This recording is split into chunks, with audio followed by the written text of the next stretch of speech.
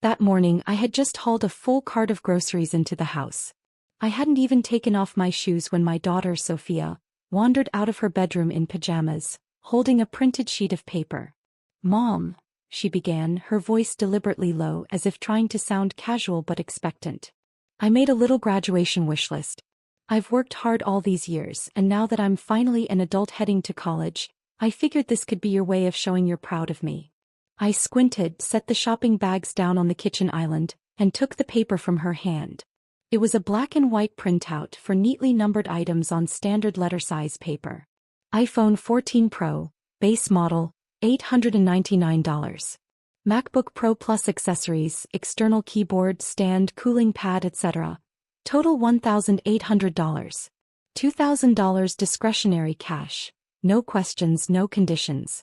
Chanel 19 bag, small size, retail $5,800. My eye twitched involuntarily when I saw the last one. "Are you heading to college or prepping for something else?" I tried to keep my tone light, though the muscle near my temple gave me away. Sophia stretched her arms over her head and shrugged like she hadn't just dropped a bomb. "Mom, I'm an adult now. Gotta start building my personal brand. You've seen the girls I follow on Instagram. This is how they all started." Before I could respond, she plopped herself onto a bar stool at the kitchen island and continued, "And guess what? My boyfriend Travis. His dad's a VP at a major firm. I can't exactly show up to dinner with his parents carrying a Coach bag, can I?" One hand still gripped a grocery bag, the other clutched her expense guide. My brain was trying to catch up. "Your boyfriend?" I asked, trying to trace back how I missed this. "When did that happen? Shouldn't we be talking about that first?" She shrugged again, entirely unfazed. "It's not like you can do anything about it. We've been together almost 6 months. He says I need to present myself like someone who's with him. You don't think that makes sense?" I wasn't sure what nauseated me more, the line about presenting herself, or the demand for an unrestricted cash fund. Still, I forced myself to swallow the frustration and transferred money for the first 3 items. The iPhone and MacBook, fine. Those were arguably school-related. The $2,000? I hesitated, then wired it anyway. Sophia smiled as she tapped through her phone, confirming the deposits. "Knew you'd come through. You always get me, Mom." I didn't respond. I just folded the list and set it aside. "But," I finally said, "I can't justify the Chanel bag. You haven't even started college yet. You're barely 18. Do you really need a $6,000 designer purse to claim girlfriend status?" Her expression shifted instantly. A small, smug smile curled at the edge of her lips, condescending, dismissive. "If you don't want to buy it, just say so," she snapped, snatching the list off the counter. "My lab partner's mom got her a limited edition Louis Vuitton. I'm asking for an entry-level Chanel. And somehow that's outrageous. Because you're not working. You're not financially independent," I said as calmly as I could manage. "That amount of money is no small deal for me. And to be honest, I don't like this whole show-off mentality you're developing." She stood up straight, eyes locked on mine, sharp as a blade. "You know what, Mom?" she said, her voice turning icy. "No wonder Dad had to go find someone else." Silence fell like a hammer. Only the low hum of the refrigerator filled the space, competing with the pounding in my ears. "What did you just say?" The words came out of me in a voice I barely recognized, thin, brittle, and cracking. Sophia showed no sign of remorse. She stepped closer, tugging a delicate chain from under her pajama collar and swinging it lightly under the kitchen light. "This necklace," she said with a smug little smile. "It's from Dad and Jennifer. They've been together for almost 2 years. He said he only lit 1 candle for your anniversary dinner to save money for this." It felt like a shard of ice had lodged in my stomach. I remembered that night with unbearable clarity. John walked in with nothing but a cake box. No actual cake, just a single birthday candle stuck upright in the empty tray. He said, "We should be frugal." I even laughed, told him, "Yeah, with Sophia going to college it makes sense to save." I really laughed. Laughed harder than I should have. Harder than crying. "And you thought this moment right now, was the time to drop this on me?" My voice was tight, the words sharp-edged. "You think that makes you mature? That announcing your dad's affair earns you some kind of First Lady badge? At least I'm not the idiot in the room," she snapped, her words like knives. "What's there to be proud of, Mom? You're old. You're stingy. You make all this money every month and can't even buy your daughter a decent purse. You're the biggest joke in this house. I stood up so fast my chair nearly toppled. Something inside me snapped like a fuse finally blowing after years of static. I reached out and gave her a shove, not hard, but enough to make her stumble backward into the edge of the kitchen island. She clutched her arm and glared at me. Are you out of your mind? My chest was heaving. I couldn't find my voice. She froze for a beat, then rage boiled over. You pushed me? Are you seriously losing it, over a stupid bag? No, I said, trembling but cold. Because you've thrown away every ounce of decency for one. She shook with fury, lunging toward me, trying to snatch the phone out of my hand. I grabbed her wrist, forced my thumb onto the fingerprint sensor, unlocked the phone and went straight to the banking app. In a few rapid taps I refunded all 3 transfers. The iPhone, the MacBook and that glorious Freedom Fund. Total, $4,700. The confirmation time dinged. I dropped the phone against her chest like a stone. This is my house, I said as evenly as I could. You either leave or start paying rent. Her face flushed crimson. He pointed at me, sputtering. You've lost your damn mind. She spun around, grabbed 2 dresses and a handful of lipsticks, stuffed them into a tote and stormed out. The front door slammed so hard the whole house shook with it. I stood there in the middle of the kitchen, frozen, hands still trembling. I had never laid a hand on my daughter before. And of all moments, it happened on a Tuesday afternoon. It wasn't about the purse. It wasn't about the money. It was the moment I realized. This house I've poured my life into, never really belonged to me. After the door slammed shut, I stayed rooted in the kitchen, motionless for a solid 3 minutes before I finally sat down. My hands still trembled. My heart pounded like a bass drum against my ribs. I looked at the list still lying on the counter. Plain white paper, black printed ink for neatly labeled items. Every line shouted the same thing. You're not a mother here. You're an ATM. I pulled my phone from my bag, opened the banking app and confirmed the $4,700 had been returned. Then I went into settings and shut it all down. Family payment plans, auto transfers, shared subscriptions. Even her linked Amazon account. Cancelled. Done. I leaned back in the chair and closed my eyes. This wasn't the first time I'd felt alone. But it was the first time I understood what it meant to be exiled from your own family. I don't know how long I sat there before my phone buzzed. A text from John. Sophia came by. She didn't look great. Said you two had a fight. Were you being dramatic again? I didn't reply. A minute later, another message. She hasn't eaten. You shouldn't treat her like that. I stared at the words, my knuckles turning white. She hasn't eaten? What the hell were the meals I'd made for her for the past 18 years? The ones I paid for, shopped for, stood at the stove for? The hours I spent teaching her to cook so she wouldn't grow up helpless? And now I'm the villain, for not shelling out thousands for a purse? All that money I made, most of it went into this house, this family. Has anyone, even once, acknowledged it as sacrifice? As care? As love? I forced the spiral in my head to stop and stood up, walking into the study. There it was, John's old laptop. Still on the desk. I opened it. He hadn't changed the password. And somehow I just knew. This wasn't some spontaneous outburst from an 18-year-old. Girls don't just blurt out, "Dad's cheating and bought me jewelry," unless someone's been feeding them a script. Someone had been coaching her. And John's browser history? It didn't disappoint. In his search history, the words glared back at me like neon signs in a dark alley. How to get your daughter to accept your new girlfriend. Why a man needs a son. Starting a second marriage with confidence. Using gifts to bond with your stepchild. I scrolled slowly, my finger cold against the mouse. Line by line, the ugliness unraveled. And then, an ad popped up on the screen that made my whole body stiffen. Elite Fertility Services. Guaranteed baby boy. I laughed. Not a light-hearted laugh. A brittle, jaw-clenched laugh, sharp enough to draw blood. How could I not? The memory was too vivid. It was John who had been diagnosed with low sperm motility. It was me who followed him through that brutal, humiliating IVF journey. He hadn't wanted to tell his parents it was his issue, so I took the blame. I wore the shame. I swallowed hormone pills and endured daily injections that made my body feel like it was swelling with cement. While I was throwing up in the hospital hallway, dizzy from the meds, he sat in the car scrolling stock tips. Never even brought me a bottle of water. And now here he was, planning his second attempt. Shopping for a son like it was a luxury item he'd forgotten to order the first time. Some heir to carry the torch of a legacy that never even existed. I didn't cry. I couldn't. Instead, I calmly opened the drawer next to me, pulled out a file folder and took out the property deed. This house, had been mine before we were even married. Back when I was still the lead content creator on a major cooking channel. Those brand deals? They paid double what I earn now. After we got married, I gave it all up, left the contract, stepped away from the spotlight. Switched to freelance work so I could be more available. For the family. For us. I thought it was sacrifice. But in hindsight, it was just me removing myself from the picture. My phone buzzed again. This time it was a text from the bank. Alert, transfer failed.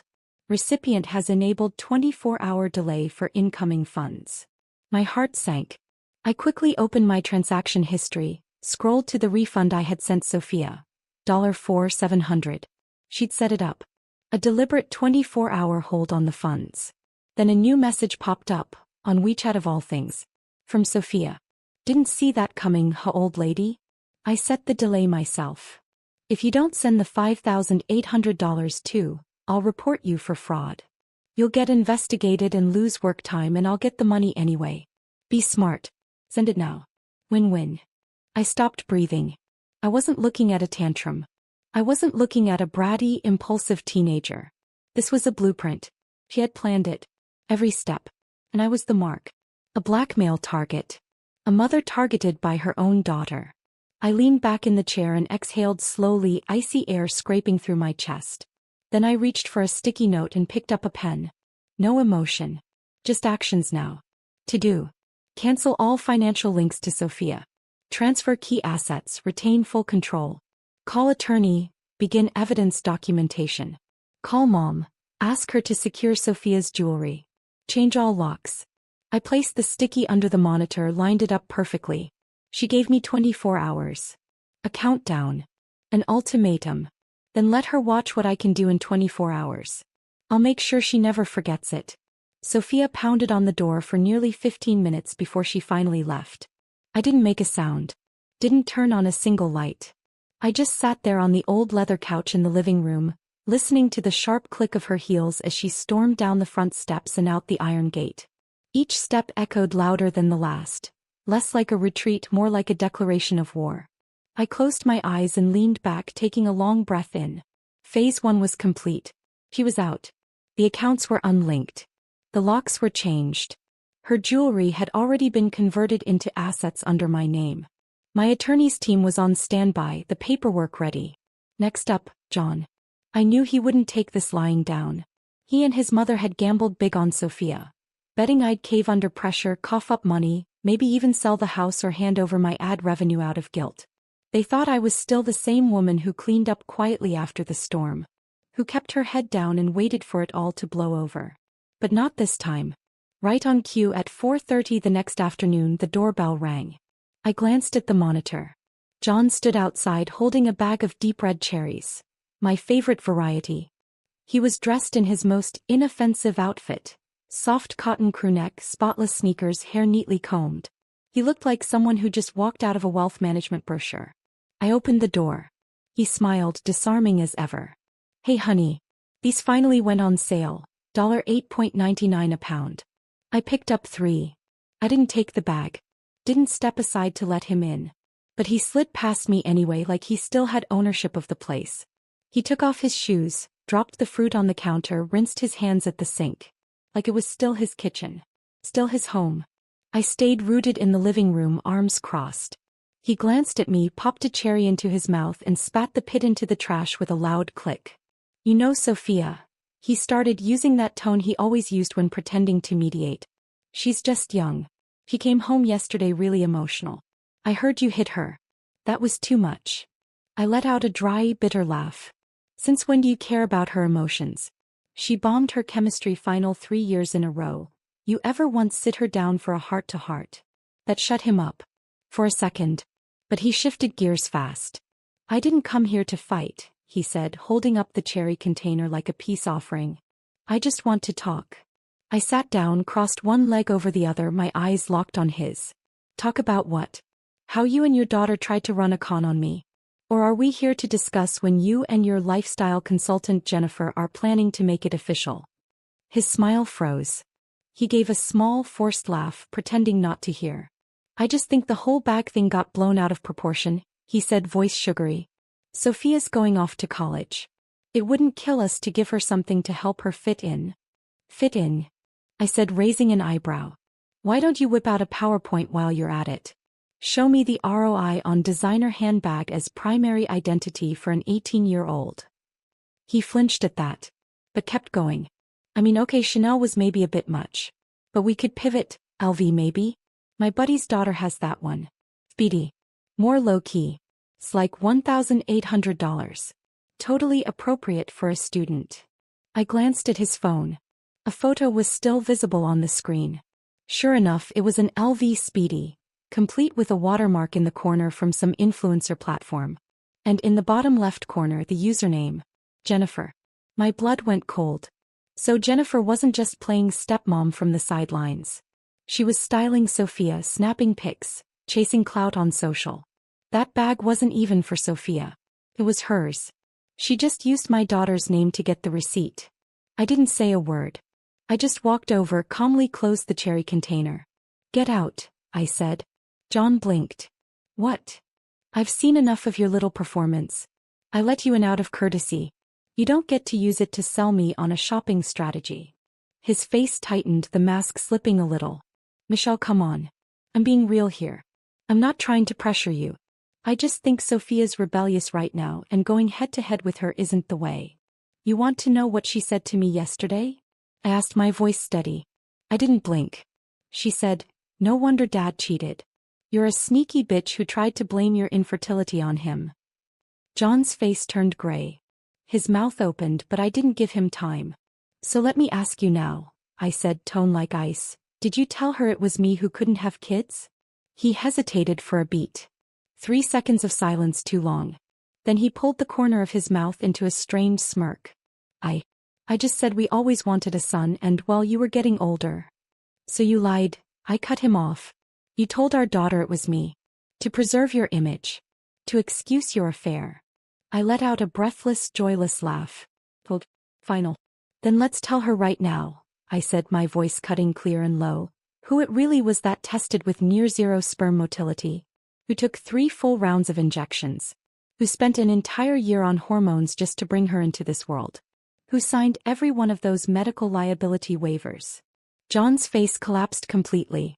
But I wasn't done. I stepped closer, my tone sharp and quiet like a scalpel. Do you have the guts to tell her you're the one who can't have another child? He stumbled back, a flicker of panic surfacing in his eyes. Stop, he muttered. That's not good for anyone. I let out a soft, dry laugh.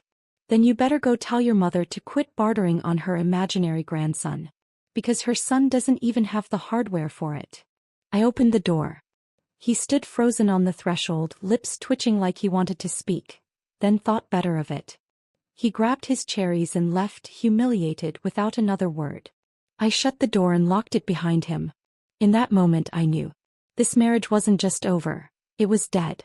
But I wasn't ready to bury it. No. I wanted it to rot in the open, loud, public, putrid, until no one dared touch the remains. I rarely visited Loretta, John's mother. Every time I did, the air felt thinner, the walls tighter. But sometimes, the only way to truly see someone is to catch them when they think you're not watching.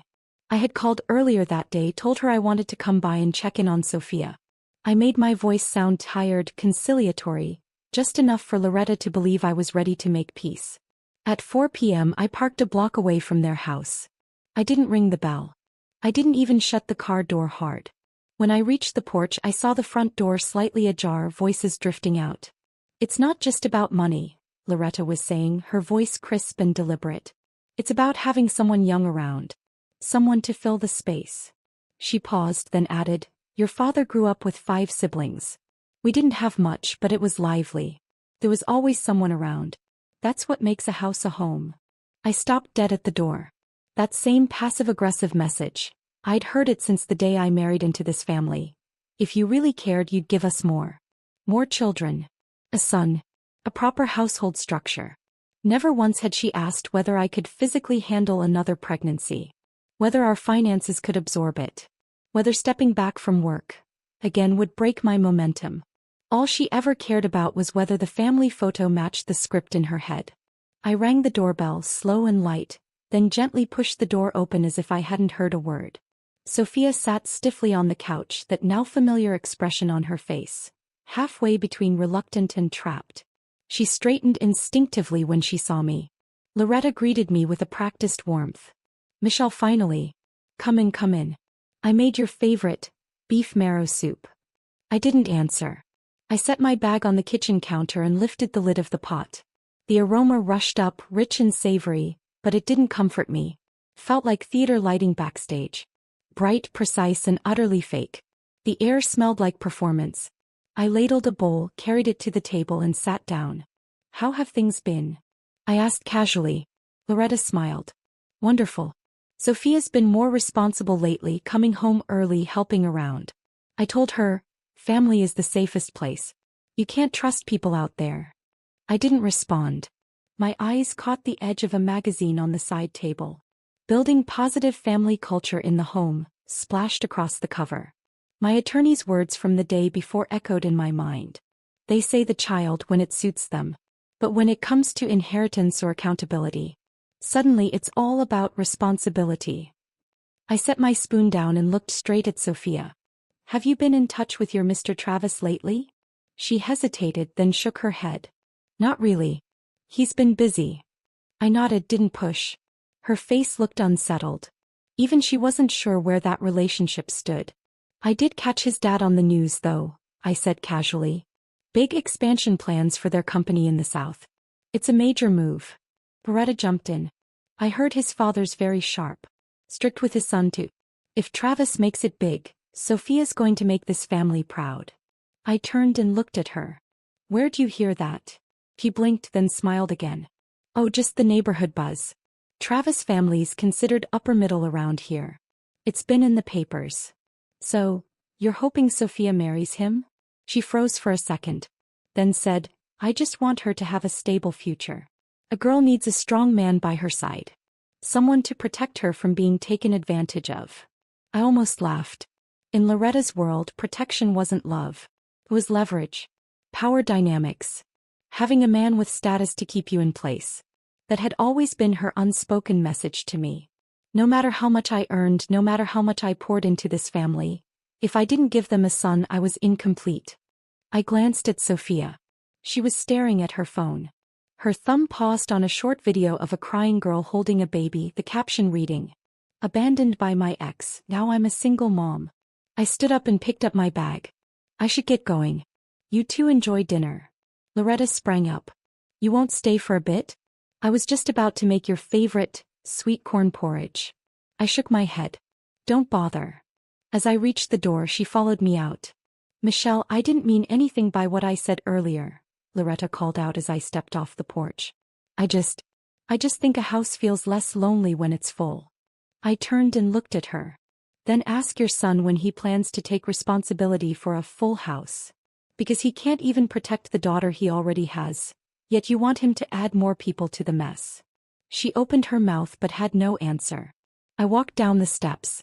The sun hit my windshield at just the right angle to blind me, a blinding glare that forced my eyes shut.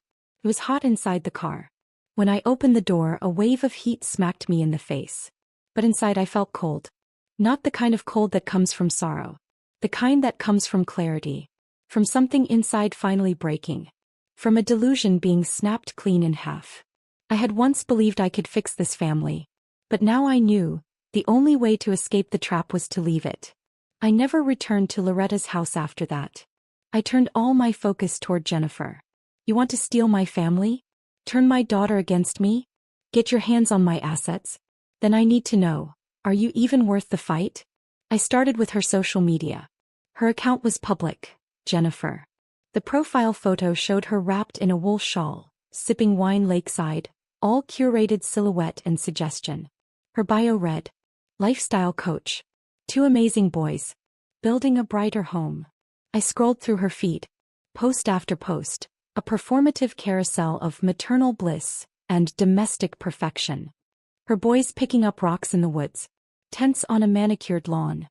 Midnight shots of her plating dinner for her boyfriend, his wrist just barely in the frame. I recognized the watch. It was the corporate gift John had received 2 years ago for leadership excellence. She had scrubbed their couple photos, but left his fingerprints all over the edges. I took screenshots. Saved everything. Then I found a photo of her and Sophia on the beach, smiling, flashing peace signs. Caption read, "This girl is stronger than she thinks. You taught my daughter rebellion.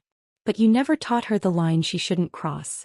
I kept scrolling until I hit a photo of a dinner menu, printed on plain paper for listed dishes. Popcorn spiced shrimp. Shredded chicken tacos.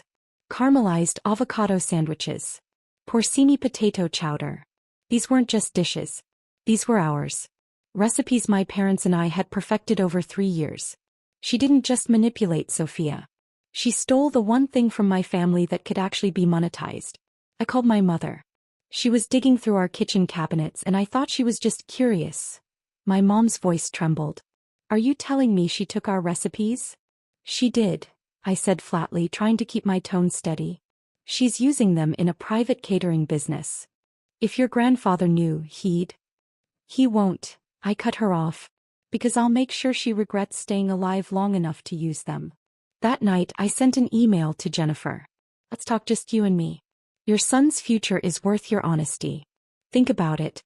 She didn't reply. But at 10 a.m. the next morning she walked into the cafe I had named. She was impeccably dressed. Hair curled, makeup subtle, carrying herself like she chaired the PTA at a prep school. She sat down and got straight to it. "What do you want?" "You were going to find out about me and John eventually." "I'm not here for a confession," I interrupted. I placed my phone on the table, screen down. "Do you have any idea how much evidence you've left behind? Photos. Transfers. Hotel check-ins. Chat logs. You didn't even bother using an alias." Her eyes flickered. But she held her posture. "I'm not a public figure. I have a right to date whoever I want." "Of course you do," I smiled. "Shame he's legally married." Ever wonder if scholarship boards check into a parent's credibility when vetting a student's application? That caught her off guard. "You're trying to blackmail me," she said sharply. "No," I said, still smiling. "I'm collecting evidence." She narrowed her eyes. "And what makes you think I'd help you?" I lowered my voice, speaking the line I'd saved for last. "Because you're pregnant. 3 months along." She froze. For 2 full seconds her face drained of color. Then she straightened in her seat. "You've been investigating me?" "I don't have to," I shrugged. "You posted a photo outside an OB clinic. The reflection in the glass showed a date, and your full name." I zoomed in. Her jaw clenched. She said nothing. "You really want to pin your entire future on John?" I asked, voice calm. "You're smart. You know how to live. Why not carve a better path for yourself and your sons?" 10 minutes later we had a deal. She would hand over all materials tied to the affair. My format, full screenshots, physical evidence. In return, I promised to keep the matter in family mediation, protect her kids' records and ensure her name stayed out of it. Just before I left, she added bitterly, "I don't want John's money anymore. I just want out." I stood, collected the folder. "Good. Remember, you're the side character now. Everything moves at my pace." She didn't respond. Just bit her lip, hard, eyes full of rage and humiliation. That night, I filed every document into its designated folder. Locked it in the fireproof safe. Then I sent John a text. "Something came up with your mom. We need to talk." When you're hunting, it pays to let the prey get nervous first. Divorce? That's not my move to make. Let him say it. That night, just as I finished cleaning the kitchen, the phone rang. "Loretta." "Michelle," she began, using that deliberately softened, syrupy voice she always saved for moments of manipulation. "Are you feeling a little off lately? John mentioned you've been bringing up a lot of old issues." I turned off the faucet, dried my hands and answered coolly, "Yeah, I've been stressed. You know how marriage can be, hard for both people." She jumped on that like she'd been waiting. "I knew it. Women, once they hit a certain age, it's natural to overthink. But you can't let one bad patch undo decades of marriage." "What are you trying to say?" I sat down, put her on speaker and turned the volume up. There was a pause. She was choosing her words carefully now. I just think, maybe it's time you and John stop dragging this out. He's under a lot of pressure at work. If you keep snapping at him, it's not good for either of you. You're suggesting I initiate a divorce? I asked, my voice flat. She let out a light laugh. I didn't say that. I'm just saying, maybe it's something you should both think about. I closed my eyes as she launched into her prepackaged monologue about amicable endings, how assets can be discussed, how no one wants things to turn ugly between in-laws, and how kids still need both parents. Every word sounded diplomatic. Every sentence hinted at one thing: know your place. Sign the papers. Don't make a scene. I waited until she paused, then smiled. You're right. Why don't you have John be the one to say it? The next afternoon John showed up. Dressed in a full suit, trying to look composed, like a man who had just walked out of a boardroom with good news and clean hands. But I could see through him. The tight jaw. The over-rehearsed calm. He started the conversation in his best, mature, evolved man tone. Michelle, I think we've both come to a point where maybe it's time we free each other. I nodded.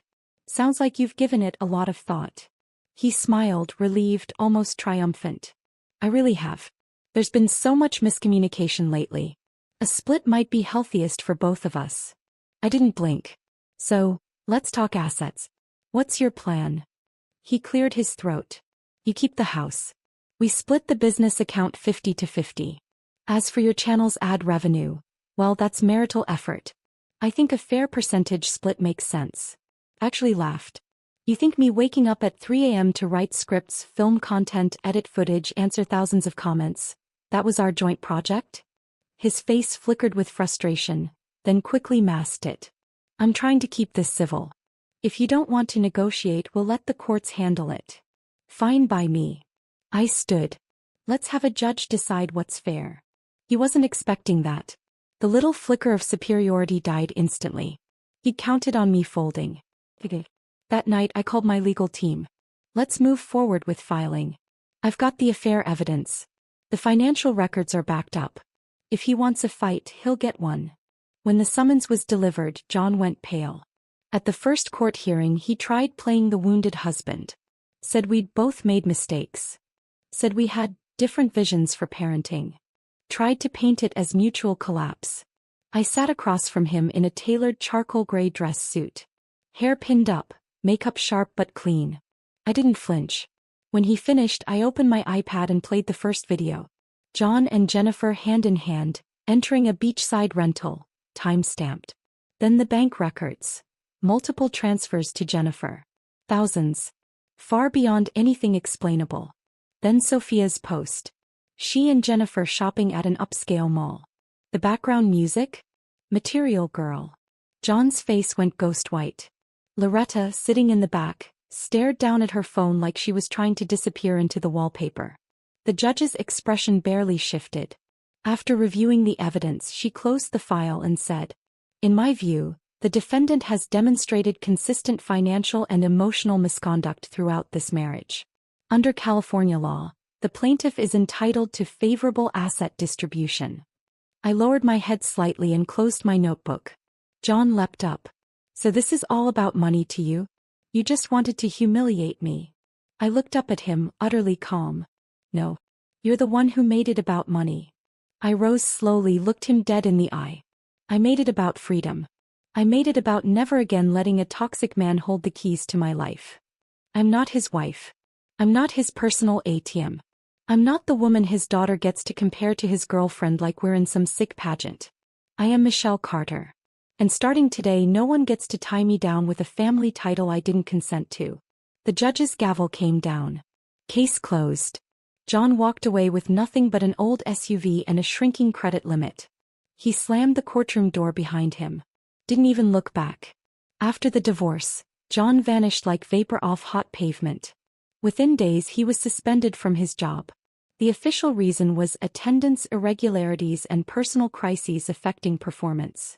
Turns out when you're constantly leaving early, taking mystery business trips with your assistant, and getting caught on camera, even a tolerant suburban company will cut its losses. He lost the company credit card. His lease expired and he moved back into Loretta's one-bedroom apartment. Less than a week later, they were at each other's throats. Neighbors said they could hear them screaming from the sidewalk, something about "stop controlling me, you've been pushing me my whole life, and this house was never yours to begin with." Soon after, Loretta posted in the neighborhood Facebook group, looking for small one-bedroom rental. Quiet area preferred. Urgent. John stopped responding to my messages. Didn't call Sophia. Didn't show up to the first property settlement meeting. His lawyer emailed mine. Client currently undergoing short-term psychological evaluation due to emotional instability. In other words, he'd imploded. And I knew that was just the prelude. The real storm was building somewhere else, on Sophia's side. That night I was filming a late-night cooking segment.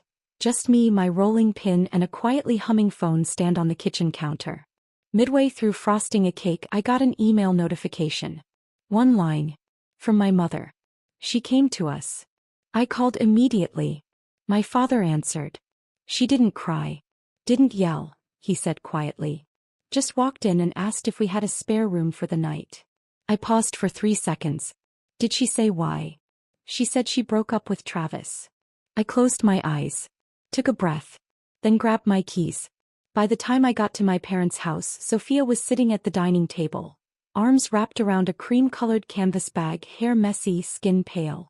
My mom had handed her a bowl of chicken soup. She hadn't touched it. I sat down across from her. She looked up at me, voice barely holding shape. You knew, didn't you? That he'd never take responsibility. I didn't answer. I waited. I told him I was pregnant, she said, her voice catching in her throat. He went silent. A whole minute. Then he handed me a check. $5,000. Said I should take care of it. That we'd go no contact after. My fingertips tapped the table. I stopped myself from saying I told you so. He kept going. Tears falling, quiet and steady. I asked if his parents knew. He laughed. Said of course not. Said if I tried to go to them he'd tell them I was crazy. That I stalked him. Her grip on her bag tightened. Her tone turned sharp. You must be thrilled. This is what you wanted, right? I didn't react. I stood, went to the kitchen, poured 2 glasses of water and returned. I placed one in front of her. Have you had it confirmed? The pregnancy? She nodded. Clinic. 5 weeks. They said things look normal for now. Do you want to keep it? She let out a bitter laugh. What choices do I have? Travis' check is the only money I've got. I've been delivering for Uber Eats the past 2 days. My legs are dead. I've made $137. I spoke slowly. You could keep the money. But don't confuse that with him giving a damn. Her eyes filled again. So you're not helping me either? I nodded. No. I won't clean this up for you.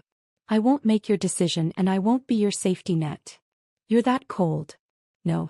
Cold was you making all your decisions and pretending I had a say. She stared at me, eyes suddenly hollow.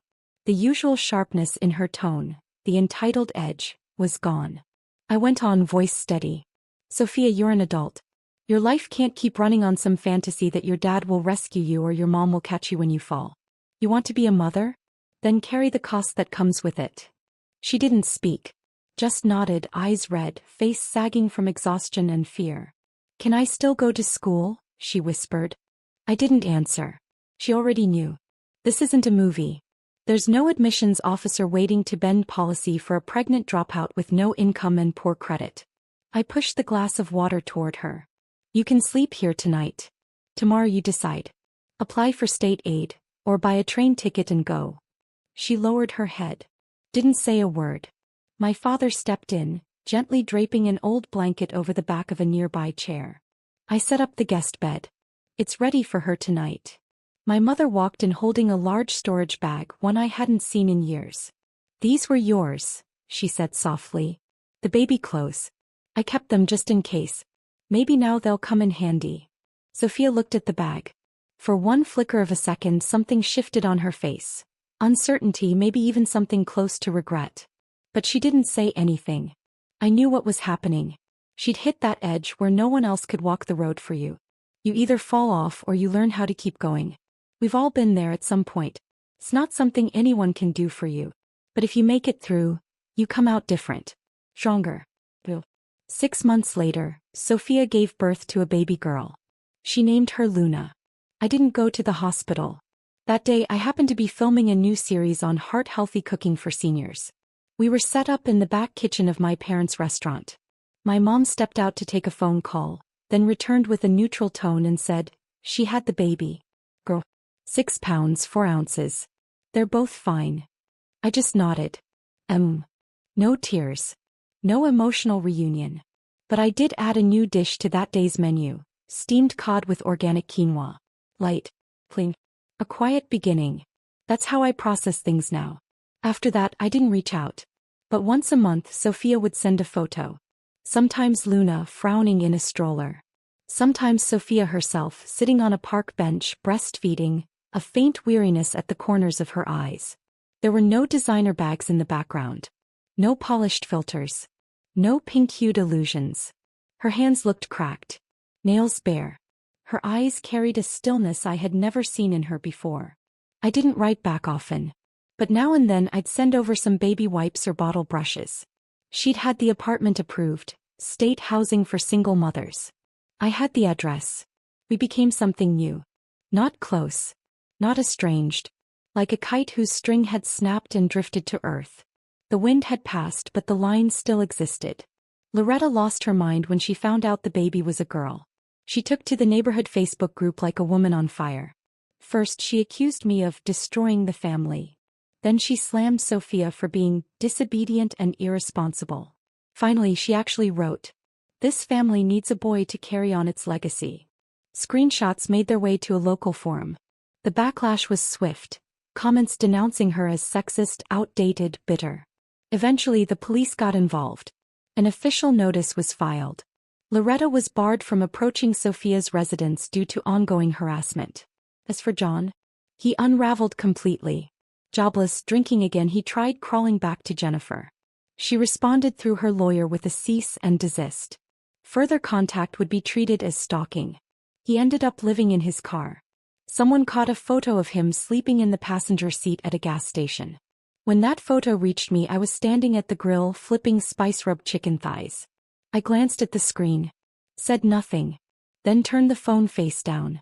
That video became my most viewed episode of the season. The comments section was full of things like, "This is the only recipe I've actually made more than once this year. Never thought baked chicken could taste like this." I smiled, answered a few DMs from fans, then shut off my phone.